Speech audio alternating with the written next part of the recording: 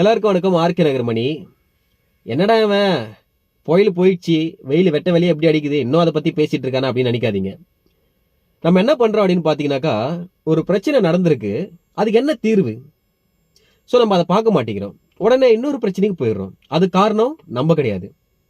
Already நடந்த அந்த பிரச்சனைக்கு தீர்வு கிடையாது அப்படின்னு சொல்லிட்டு இன்னொரு பிரச்சனையை உருவாக்குறாங்க பாத்தீங்களா, அவங்க தான் காரணம். இது ஏன் நான் சொல்றேன் அப்படின்னு பாத்தீங்கன்னாக்கா, இந்த நாட்டுக்கு நானாதான் முதலமைச்சரா இருப்பேன் அப்படின்ட்டு பல வருடங்களாக கத்திட்டு இருந்த சீமான் அவர்கள் எங்க போயிட்டு நான் கேட்கிறேன். இந்த புயலுக்கு அவர் பேட்டி கொடுத்தாரு, ஒரு சில இடத்துக்கு போனாருங்களா, மீதி இடம்லாம் போக முடியல அப்படின்னாக்கா உங்க கட்சி சார்பாக நீங்க ஆளுங்களை வச்சு அனுப்புங்க, உங்களால முடிஞ்சது கொடுங்க. அது சரி, இவரே நிதி வாங்கிட்டு தான் ஒவ்வொரு மேடையும் போட்டுட்டு இருக்காரு, நம்ம இவர்கிட்ட அதெல்லாம் எதிர்பார்க்க முடியாது. காட்டுல இருக்கிற மரத்துக்கிட்ட போய் விசாரிக்கிறாரு, தண்ணி வச்சாங்களா, உனக்கு என்ன குறை அப்படின்னு.